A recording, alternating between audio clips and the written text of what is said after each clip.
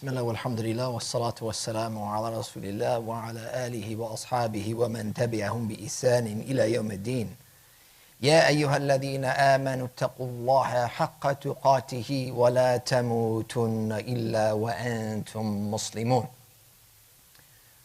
My dear brothers and sisters in Islam, in just about a week, the gates of Jannah will be opened, the gates of Jahannam will be locked, and the shayateen will be chained and shackled for an entire month. A month filled with Allah's mercy, forgiveness, and reward. A month which should be an opportunity for transformation. When we look at this very special month, there is a wide spectrum of experiences to be had. And the question we should be asking ourselves right now, at this very moment, is what type of experience do we want as individuals, families, and a greater community? Where do we want to fall on the Ramadan spectrum? To help answer that question, we need to understand the potential outcomes, the possible experiences that there are to be had in Ramadan. On one end of the spectrum, Ramadan will leave you purified and renewed. Or on the other end, you will enter Ramadan and exit in the same fashion. No change will occur, except perhaps a few additional pounds from all of the gorging that you've done during iftar. So let's look at this in detail on this one end of the spectrum, which is filled with revitalization of faith, a renewal of worship, and tremendous spiritual benefit. On this end of the spectrum, your character can be reformed. A connection can be rekindled with the Quran. Forgiveness can be sought and granted by Allah subhanahu wa ta'ala, and tremendous reward can be obtained. On this side of the spectrum, Ramadan is a very precious time. It's a very special month. Every moment is taken advantage of and nothing goes to waste. The month is welcomed with hope and happiness, and its farewell is bittersweet. On the other end of the spectrum, there's only hunger, headaches, and weariness. There's fixation, not on worship, but on the clock, waiting for the meal times. Time's wasted on seasonal TV programs, what is often called Ramadaniyat. Programs designed just for Ramadan. This is popular around the Muslim world. Social media is still in play. There are strings of iftar parties to attend, idle conversations to be had. Some may even sleep the day away, missing obligatory prayers as they go.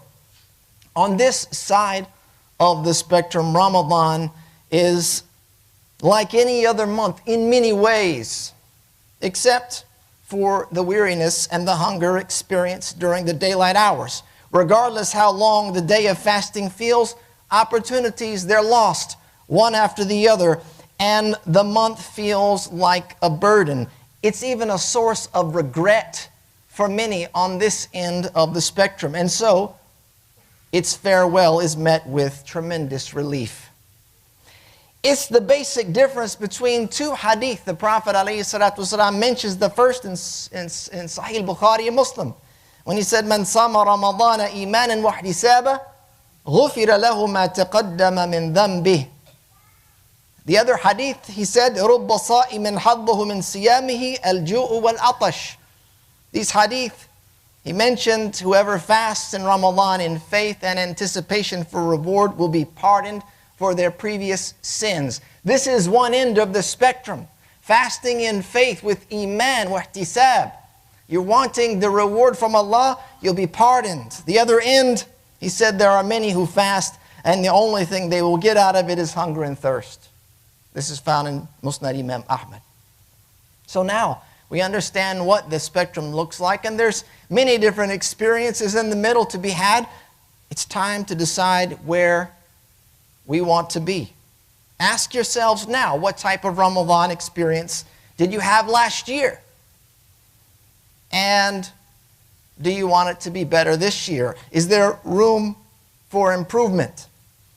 To make the best of Ramadan, we have to plan for a better Ramadan. If you don't have a plan, all you have is a hope. And that's not going to get you very far. So to help us plan, we need to understand the potential that we have when it comes to fasting. And to do that, one of the great Imams, Al-Ghazali, has divided fasting into 3 categories. The first is considered the most basic category of fasting. As he says, أَمَّا صَوْمُ الْعُمُومِ فَهُوَ كَفَّ الْبَطْنِ وَالْفَرْجِ عَنْ قَضَاءِ الشَّهْوَةِ. This is the general type of fast, as he calls it, the fast of the masses, and that is to refrain from satisfying your hunger, thirst, and sensual desires, of course, during the daylight hours of the month. And this is where many people will stop. This is all they will do. And it will be similar to the popular intermittent fasting that people do for dietary reasons, often to lose weight, except in many cases this will actually backfire, because that's not even the goal here. According to the great Ibn Rajab, he said, and this is based on many reports from the pious predecessors, the easiest type of fast is avoiding food and drink. This is the minimum that one can do. And unfortunately, during this basic fast, many people are often spiritually reckless. There's a story reported by both Imam al-Bayhaqi and Imam Ahmad that illustrates this point. It's narrated that the Prophet ﷺ was informed of 2 women who were basically dying of thirst. And he had them come to him and instructed that they induce vomiting, only to reveal a bowl filled with pus, blood, and flesh. And he explained that while these 2 women had abstained from food and drink, they gorged themselves on the flesh of their brothers and sisters through backbiting and gossip. This story, at least the summary of it, is a chilling warning to each and every one of us. How often do we find ourselves fasting in Ramadan, but then we're ruining our fast with backbiting, gossip, idle talk, slander, and the like? How often do we refrain from food but do not abandon sin? The women depicted in this narration, they stayed away from these things which are typically permissible, food and drink, but they engaged in sin and wickedness. And while they fulfilled the very basics, this Sawmul Umum, the general fast where they just didn't eat and drink, they certainly missed out on one of the desired results of fasting, and that is to abstain from sin and to reform character. And this is what Imam al-Ghazali calls the fast of the minority. He says, أَمَّا صَوْمُ الْخُصُوصِ فَهُوَ كَفُّ السَّمْعِ وَالْبَصْرِ وَاللِّسَانِ وَالْيَدِ وَالرِّجْلِ وَسَائِرِ الْجَوَارِحِ عَنِ الْآثَامِ. The fast of the minority is to keep the ears, the eyes, the tongue, the hands, the feet, and all remaining limbs from sin. This is the reality of faith-based fasting. This type of fasting is about much more than not eating or drinking. It's reported in Sahih ibn Hibban. The Prophet ﷺ, he said, لَيْسَ السِّيَامُ مِنَ الْأَكْلِ وَالشُّرْبِ. He says fasting is not refraining from food and drink. If you're going into Ramadan thinking, well, we're not going to be able to eat and drink during the daylight hours, and that's all that's on your mind, you haven't understood faith-based fasting. He says, إِنَّمَا الصِّيَامُ مِنَ اللَّغْوِ وَالرَّفَثِ. That fasting is refraining from vain speech and obscenity.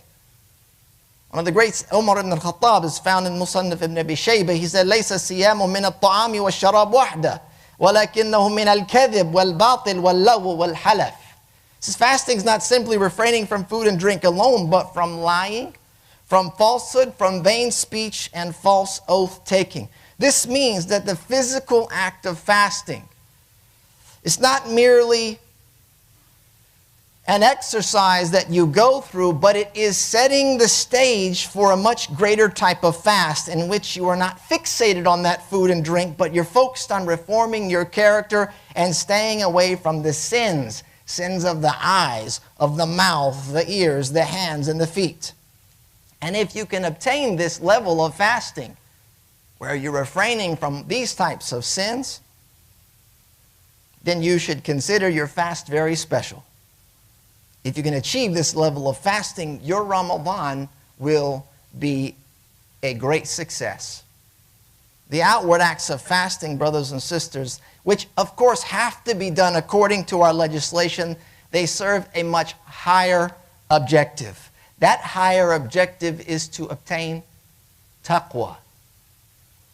A very, very famous verse in the Quran which highlights this. يَا أَيُّهَا الَّذِينَ آمَنُوا كُتِبَ عَلَيْكُمُ الصِّيَامُ كَمَا كُتِبَ عَلَى الَّذِينَ مِنْ قَبْلِكُمْ لَعَلَّكُمْ تَتَّقُونَ. This is Surah Al-Baqarah. O you who believe, observe fasting as it's been prescribed for you, just like it was prescribed for those that came before you, in order that you may obtain taqwa. Taqwa. This concept here is essentially to create a barrier or a shield between that which you fear. And the ultimate fear of a Muslim is the wrath of Allah subhanahu wa ta'ala. And the complete obtainment of taqwa is described to the degree that you refrain from the slightest level of sin to the point that you willingly surrender some of the halal things in order to create an even greater barrier between you and the haram. And this is what Ramadan represents. It's a moment in which we refrain from things that are typically permissible throughout the year in order to do a better job at avoiding the things that are impermissible. And this is a conscious choice that has to be made throughout the day and night. And it's a choice that you make with your heart, not so much with your head. It's because taqwa resides in the heart, as the Prophet ﷺ indicated, at-taqwa hahuna. He said, as he indicated, pointing towards his heart. And when you think about that type of decision making in these terms of our Prophet's guidance, it will help you better understand the why. The why of knowing the right thing, but still choosing to do the wrong thing. In our minds, we understand halal and haram. We understand good character and bad character. Why is it that we continue to choose otherwise? Because our hearts are not in it. At least not all of the time. And this is what leads us to the next level of fasting, the pinnacle of it. And that's the fast of the heart. As Imam al-Ghazali mentions, وَأَمَّا صَوْمُ خُصُوصِ الْخُصُوصِ. This is the elite fast. فصوم القلب عن الصفات الدنية والأفكار الدنيوية وكفه عما سوى الله عز وجل بالكلية. This type of fast is one which the heart abstains from lowly qualities. Lowly qualities like envy or hatred, like conceit or hypocrisy, arrogance, laziness, malice, hastiness. Where the heart is fasting from the ego.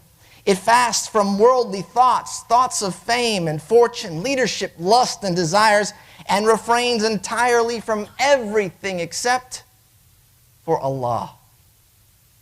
The fast is broken, by the way, by thinking about anything other than Allah on the last day. The spiritual masters have said that whoever's aspiration during the day, those that are observing this level of fast, if their aspiration during the day is to figure out what it is that they're going to eat for iftar, a sin is recorded for them. They've broken that fast. It indicates a lack of trust in Allah's bounty and a lack of certainty in His promised provision. This type of fast is that of the prophets. This is the fast of the messengers, the faithful and the pious. And while it may seem like an impossible task to obtain this level of fasting, the fast of the heart, it's certainly a fast that we should all be striving to have this month. أقول قولي هذا وأستغفر الله لي ولكم ولسائر المسلمين من كل ذنب فاستغفروه إنه هو الغفور الرحيم.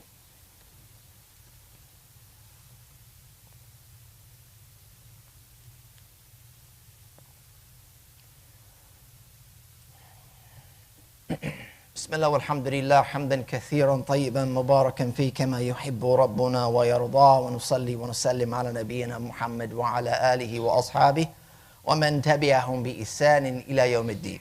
يا أيها الذين آمنوا اتقوا الله وقولوا قولا سديدا يصلح لكم أعمالكم ويغفر لكم ذنوبكم ومن يطع الله ورسوله فقد فاز فوزا عظيما. Brothers and sisters, the righteous before us, they had a very unique and incredibly special relationship with Ramadan. It was a point of fixation for many of them. It's been said that they would pray to Allah asking that He bless them with the month of Ramadan 6 months prior. And then they would continue praying for another 6 months that He would accept it, accept what they did during that month. And you'll find that many, including some of the companions, they had unique routines that they would live by during Ramadan. It was not like any other month of the year. They did not continue on with business as usual in Ramadan. These routines, they included increased prayers and recitations, which often meant that they would sacrifice on other areas of their lives. Some of the great imams of our faith were noted to suspend their lessons, their circles of hadith, in order to read the book of Allah subhanahu wa ta'ala. It was a very exciting time for the spiritually invested. An onlooker might think that they were living out their last days, might see these people in their religious fervor and their excitement in worship and devotion, thinking, well, this must be it for them. They're on the way to the grave because they're living the month of Ramadan as if it was their last moments on the earth. They were giving it their all. It was as if everything was riding on these days. They wanted to accomplish everything that they could at the tail end of their lives. And this type of action, this type of routine, it requires a great deal of attention and intentionality. Without that, brothers and sisters, Ramadan will pass us right by. We will have achieved little to nothing. The opportunity is tremendous, and without that intentionality, it could be lost. So while we are, of course, thinking about our iftar and our suhoor, we have to put some real thought into how we are going to spend the month. We need to be thinking about how we will achieve spiritual goals, which means we have to set them in the first place. So I've mentioned to you some potential fasts, some experiences that you could have. Now it's up to you to put together the how. How are you going to avoid sin? How are you going to increase righteous deeds? How are you going to refine your character? How are you going to keep Allah in your heart through the days and the nights to come? If you've not answered these questions and given Ramadan some real thought, now is the time to do so with about 1 week remaining. And as a starter exercise to get you going, I challenge each and every one of you to write down 3 very specific goals. 1, about avoiding sin. You find some habit that you've picked up perhaps throughout the last year, or one you've struggled with for many years. That's sinful in nature, that burdens your spirit with guilt. You write down that as a goal. I'm going to stop this in Ramadan. 1 thing. The next goal is about increasing worship. An area in worship you know that you need to work on. Ramadan is the platform for that. Write that goal down. 1 area of improving your character. Think about where it is that you suffer. Maybe you're hot-headed or you have a quick temper. Write that down. That should be your goal. These are 3 things that you can write down. If you trust a family member or a close friend, share some of those goals with them so that you can be held accountable. Brothers and sisters, let's not just hope for a better Ramadan this year. Let's plan for a better Ramadan this year. That is how we can best benefit from the month that lies ahead. Until then, we ask Allah subhanahu wa ta'ala to continue to guide and to provide, to forgive us of our shortcomings and overlook our misdeeds. We ask that He bless us in the remaining days of Sha'ban and that He grant us an amazing Ramadan in which we become better worshipers and stronger believers. اللهم يسر ولا تعسر وتمم بالخير وصلى الله وسلم